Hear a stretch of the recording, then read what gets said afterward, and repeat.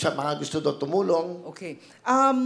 Doon sa mga nais tumulong, isang sabi nga namin, ang paanyaya namin, kung kayo po ay isa doon sa mga nanunood dahil doon sa mga apektado at hindi kayo kabilang sa apektado, yun itself ay dahilan para kayo ay magbigay naman. Hindi lamang ng tulong kasi, Kuya Will, pag-asa ang binibigay nila. Bawat tulong, bawat sentimo, bawat piso na inyong binibigay, ang binibigay po ninyo ay pag-asa sa mga taong nawalan ng lahat, nawalan ng gamit, nawalan ng pag-asa. Hindi nila alam anong dahilan pa nilang magpatuloy, lalo na kung wala na silang paghuhugutan. So kung ano man po ang inyong maibabahagi sa kanila, pag-asa po ang binibigay nito. I think we can share our bank accounts kung saan po. Meron po tayong bank account sa Metrobank, BDO, BPI. Meron din po tayo on Cebuana Luilier. Ang isang madali po, if you have any PH wallet app na if you have Maya, if you have GCash, ito po yung ating QR code. So all you need to do, go to your e-wallet app, i-scan lamang po ninyo itong QR code na nakikita po ninyo sa inyong mga TV screens at ito na mismo, you can choose any amount, and na makakatiyak po kayo. Just follow our page, Alagang Kapatid Foundation Incorporated. Makikita ninyo doon almost every hour meron kaming update kung ano na po ang ibibigay naming tulong at saan na po nakakarating ang inyong tulong. So again, visit us kung nahirapan po kayong isulat yung mga account numbers po namin.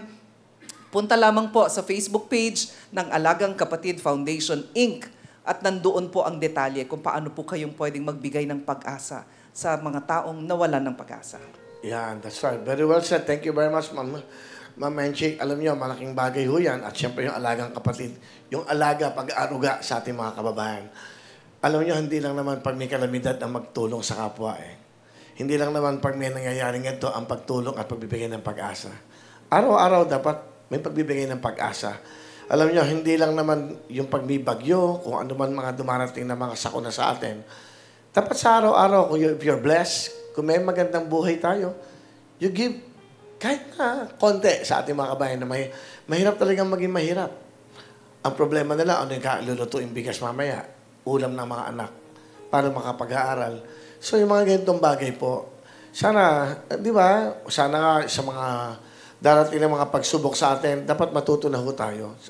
Nakakalungkot kasi pag mayroon pang nadidinig na nagbubuhis pa ng buhay. Sana talaga makinig kayo sa inyong mga namumuno sa local government, sa mayor, sa mga kapitan nyo, sa mga kung sino man ho'y namumuno sa inyo. Pakinggan para ho sa inyo yan.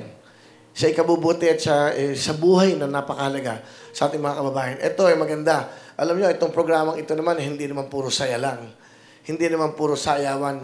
Siyempre, kami po ay nakikiisa rin sa inyo, katulad sa Alagang Kapatid, sa lahat. Even ang ABS-CBN, Kapamilya, Kapuso, Foundation, lahat ng ito mga stations na to, at hindi lang, mga private sectors, may mga ginito ang puso po yan. Kaya kasama natin sila sa pagbibigay ng, of course, tama sa mo, hope, pag-asa sa ating mga kababayan. At hindi pa tayo tapos, mamaya may pag-uusapan pa tayo. Ma'am Alice, samahan niyo po kami dahil baka mayroon pang mga tumawag at the same time, tatawag na po kasi tayo. Pagtawag natin, para madinig natin hinanaing nila.